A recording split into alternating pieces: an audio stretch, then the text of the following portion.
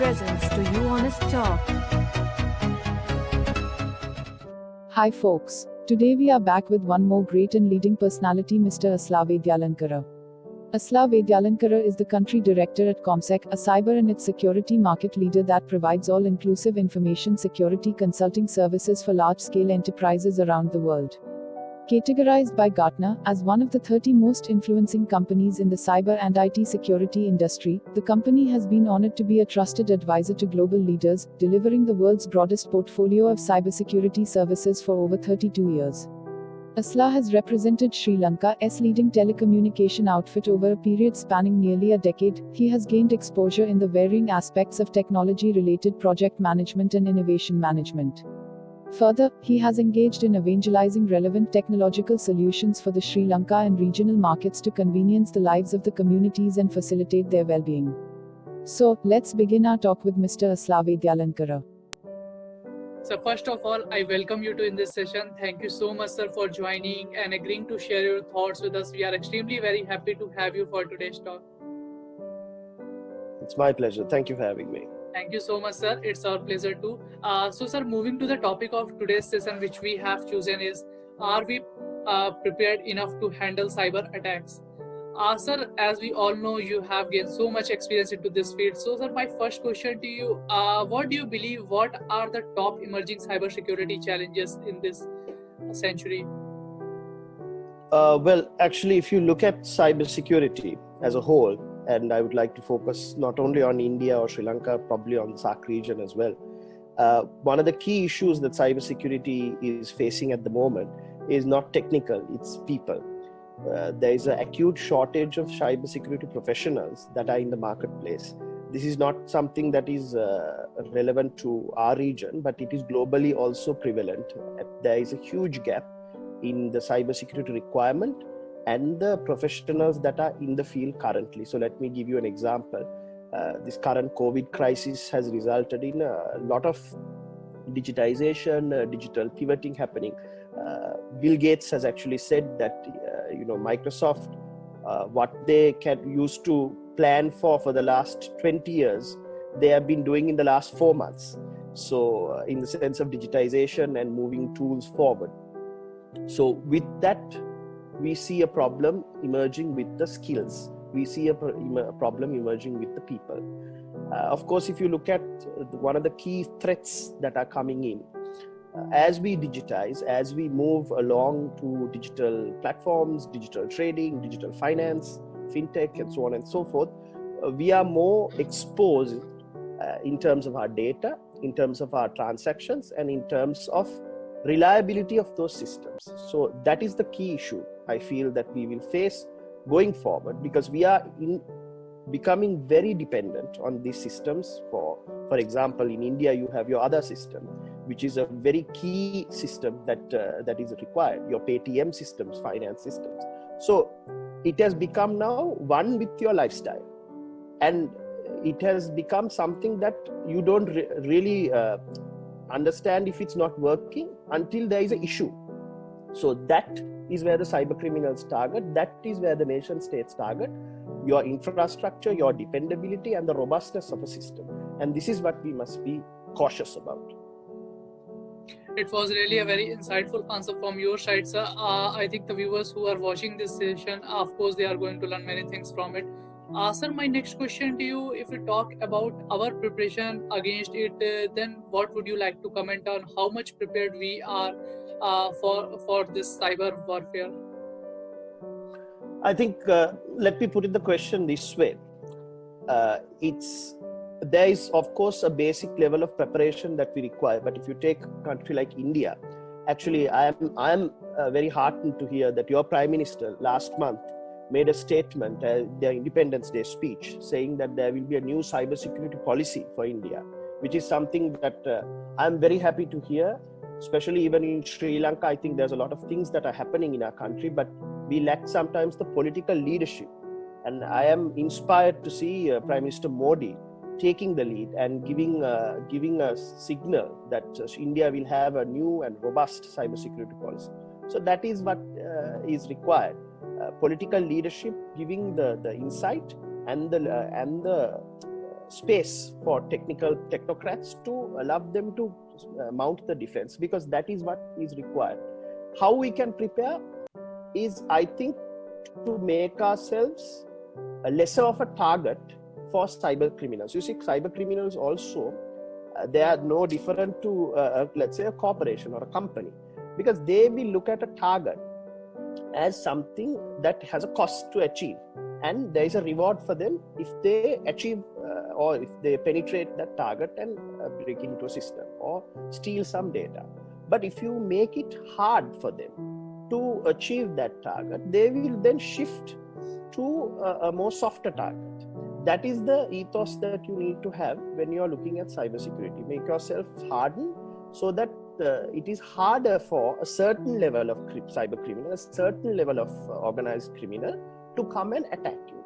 And if you can prevent that, then fairly you're secure. But that being said, I think no country in the world, including the Western countries, United States, UK, or anyone, can say that we are 100% cyber secure. I don't think anyone will take that claim, because system and the nature of systems and or how networks are organized are such that there could be even a small vulnerability that can be exploited and attacked. For example, the Pentagon has been attacked, the National Security Agency has been attacked. In the UK, there are so many instances of things being attacked. So I think these are lessons that we need to take to heart when we say, okay, how secure are we? Maybe not all the time. So certainly what I tell my students, and when I consult to companies, I always give the message, assume breach. Assume that there is always an intruder in your system. Assume that you're always under attack, because most of the time when a cyber attack takes place, it will take more than 8 months for the discovery to take place of the cyber attack. So you might be actually under attack right now, but the cyber criminal is covering his tracks so well that you are not aware of it. So what you must assume is mentally, right, I am always under attack. So then my defense, my posture, my processors, my people, my training should be geared towards that. That is relevant towards a company, that is relevant towards large conglomerate, and also that is relevant towards a country like India or Sri Lanka. Again, sir, it was really a very detailed answer from your side. Sir, my next question to you, how sometimes unknowingly we get into the trap and became the victim of cyber attacks. Could you please explain it with some examples? Well, actually, it's, sometimes the attacks, if you look at the anatomy of some of these attacks, some of these sophisticated high-profile attacks, actually the point of failure is not technical, it is human. So, for example, I'll give you the latest example of Twitter. If you notice that even Prime Minister Modi's account had got hacked in Twitter, including presidential candidate Joe Biden, so many high-profile Twitter accounts were hacked. But if you look at the anatomy of that hack, actually they have targeted one employee, and then through that employee, they have gained access to this admin control panel that Twitter employees have. And through that, they have actually infiltrated and done this attack. So if you look at it, it's not very technically complex attack. It is only a human error. For example, also, I'll give you, I don't want to name names, but another company that I consulted in Sri Lanka, top CEO in the country, actually entire his emails and entire workstation was under ransomware attack. But when you went back and looked at the reason, is because his secretary actually found a malicious link unknowingly, giving a third-party attacker access to this particular CEO's email and so on. So yes, there are very complex attacks that can take place. But for the traditional layman, I always say, listen, be cautious when you're in cyberspace, because you are allowing people to see more than you understand. For example, when you use your social media, when you are browsing the web, when you are working, when now, for example, most of us are now working from home due to the current restriction. So our personal lives, our corporate life, our professional lives have all got merged in our machines or computers. Infiltrating one aspect of your life can now pivot and gain access to another aspect. For example, let's say if you're a high profile minister and you're working and you maybe done your meetings and so on and so forth, and then you do some personal browsing, or your computer is being taken by maybe a daughter or a son to do some browsing of their own, they inadvertently would go to a compromised site, and therefore a third party will gain access to your systems. So what we must always assume is that we must be vigilant, because there is always a dollar value or a rupee value to our data and our information that we have in our machines.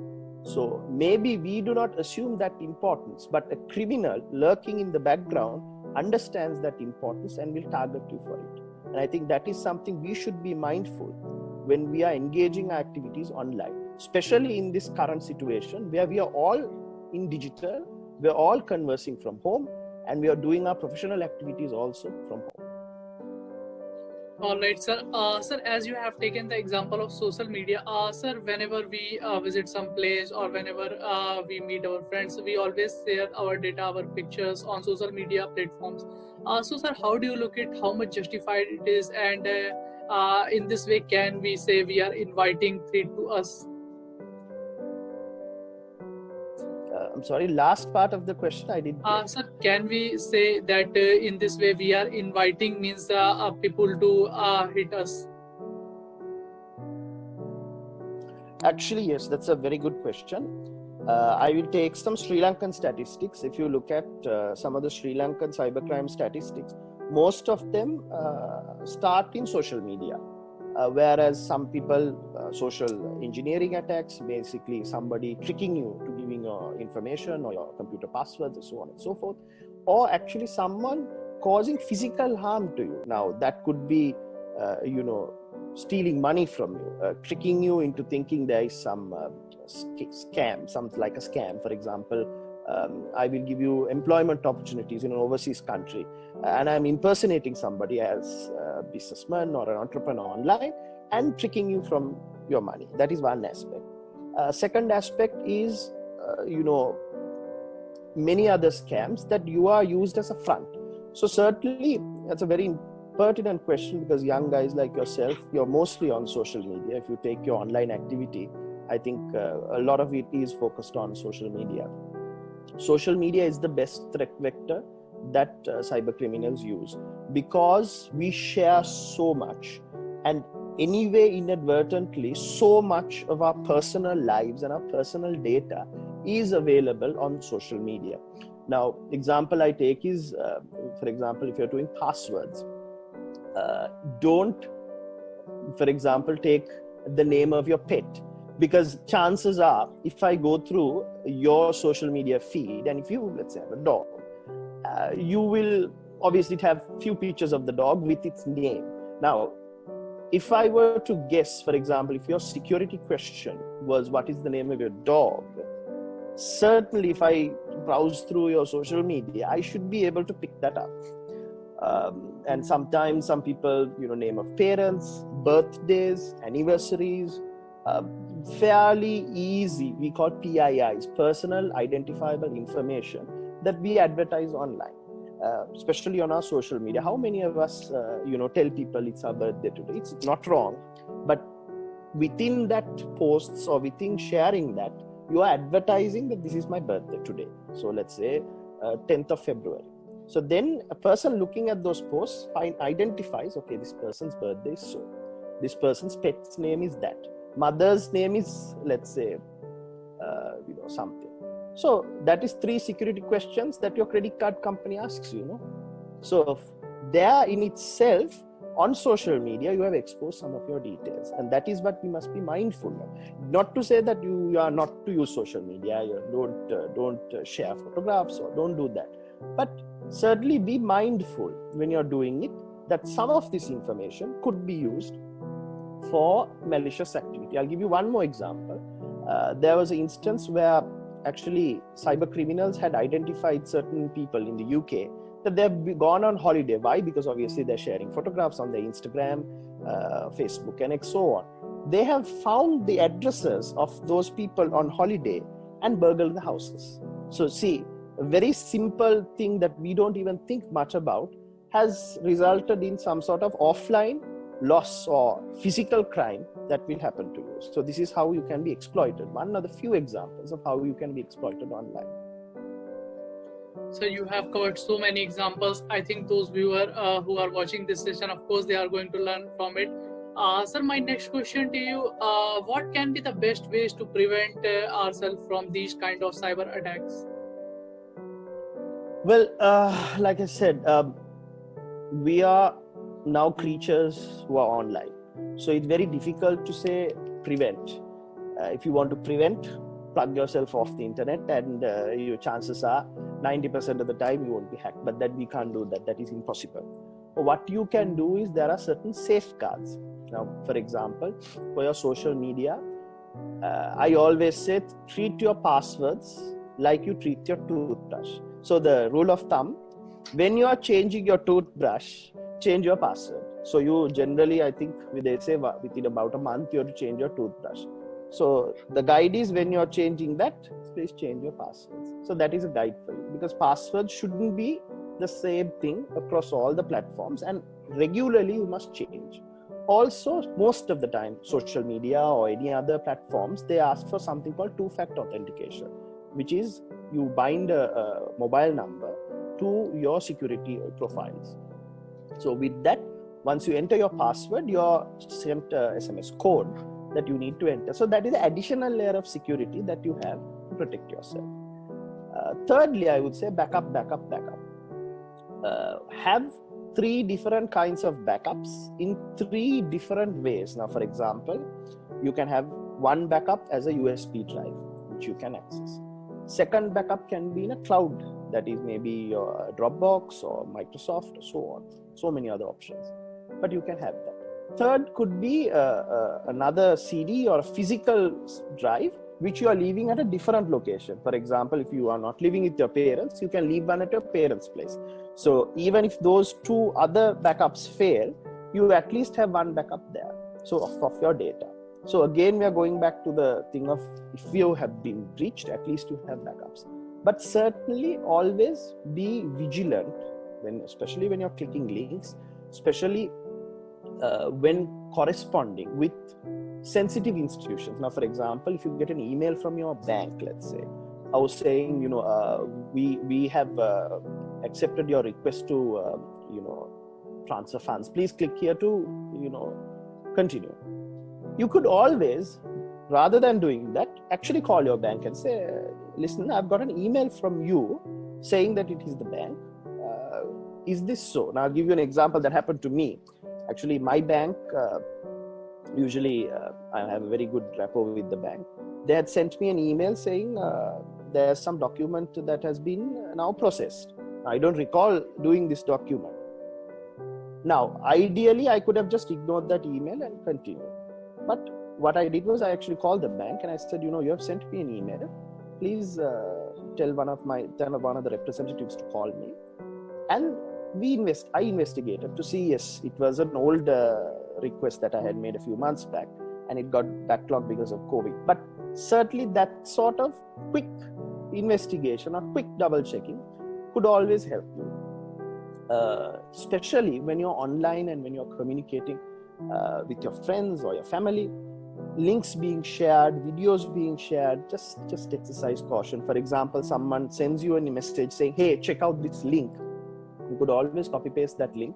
There's enough and more URL checkers online. So you go to Google, you type URL checker or URL validator.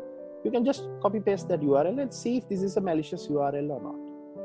Very simple things that actually will make you the top 20% of being safe online. Because most of us are like drones. We just click and we share and we say yes, or we don't think twice about it. So if we have that one level of patience where we say, okay, just let's double check this, let's check it from a physical source, then I think most of the time, not to say that you won't get hacked, but most of the time you would be okay. Again, sir, it was really a very wonderful answer from your side. Sir, my next question to you: if we look into the future of cyber security, then how will it be? Excellent question. The future of cybersecurity, because of, like I said, there are two issues that are happening.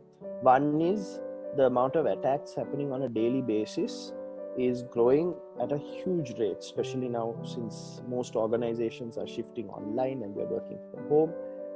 People are taking advantage of this COVID situation also to do very other malicious attacks. So the volume of attacks is increasing 100-fold, 200-fold in many aspects. So then whatever the systems and whatever the processors we use right now will get overwhelmed. Then we see a shift, especially since I mentioned there is anyway a global shortage of cybersecurity professionals. There is always a shift now to artificial intelligence. So I know there are certain organizations who use artificial intelligence as part of their threat detection or threat analysis.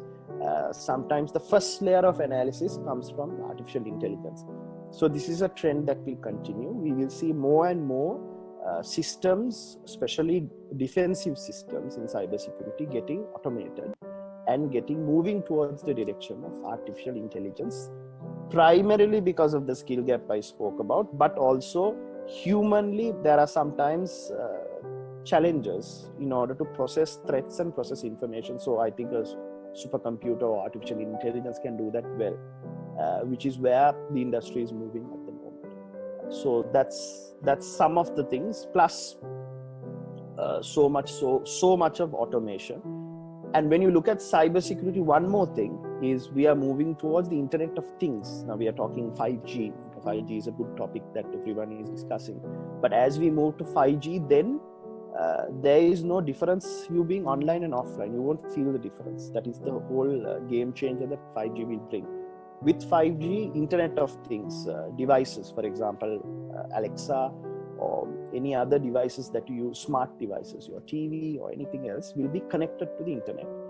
Well, the threat is that when everything is connected to the internet, your home, your blender, your TV, everything, then those can be used to access information or attack you.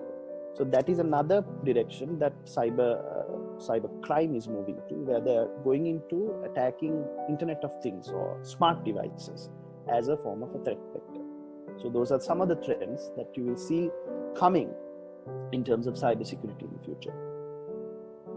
Again, sir, you have taken a very excellent example that in case of Internet of Things, we are connecting all our devices with internet, and this can be the best possible way we can get on cyber attack.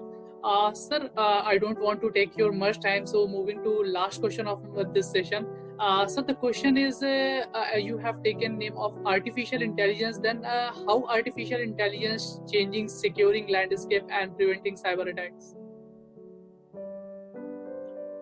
Well, artificial intelligence will be the game changer because two aspects.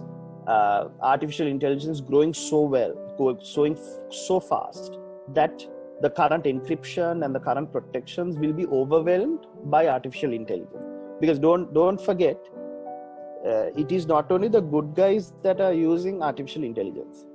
There are criminal or bad guys also that are using artificial intelligence. So you have cyber criminals that will use artificial intelligence to overwhelm traditional encryption, traditional defenses. Because if a human operator could do 100, an artificial intelligence can do 1,000,000 of the same thing, because it can keep on doing repetitive tasks better than us. So with that, imagine DDoS attacks, denial of service attacks, so many ways in which attacking can happen. Brute forcing, what we say is somebody trying to guess your password. Imagine a human can have so many attempts. A machine can have plus 1,000,000 times that attempt. So these are some of the things that criminal will use. And because of that, I think defensively we'll have to use artificial intelligence as well, because that's the only way we can get secure. So in that aspect, threat detection, for example, within a network, artificial intelligence can see what are the anomalies that will happen. for example, a router that is in the network suddenly starts to send information out, and when you investigate to see that it's the printer. So the printer can't send stuff out, but then that's something artificial intelligence can identify, that usually the this particular network or this particular port is supposed to do this, but suddenly it's doing something different. So anomaly detection is something artificial intelligence can do well, because what you must understand in machine learning, they are very good at finding out repetitive tasks and finding a variation on anomaly of that. So that is vital when it comes to cybersecurity, because for us, normal state and the attack state are two different states. So when there's a machine looking after certain aspects, certainly that will help. Another example I can give, again, a very big corporation in Sri Lanka. They did BYOB, bring your own device into their. So this was something that was completely overwhelming their teams, because suddenly, the workstations they have and the devices they have is not something they can manage on a daily basis. So then they contracted a very large company, a cybersecurity company, and then they got an automated AI threat detection. So suddenly you could see everything is mapped. You could see what are the devices online. You could see what are the devices that are trying to access certain things that they're not supposed to access. For example, a HR guy doesn't need to access finance figures or payroll figures, but there were anomalies like that. So suddenly this AI was able to pick up those kind of things. So these are some of the examples of how AI is a complete game changer when it comes to cybersecurity, cybercrime, and cybersecurity always. Again, sir, it was really a very amazing answer, and also it was a wonderful and rather say a healthy discussion with you over the topic. Thank you so much, sir, for joining and giving your time. We look forward to conduct more session with you. Thank you so much, sir. Thank you for having me. Thank you.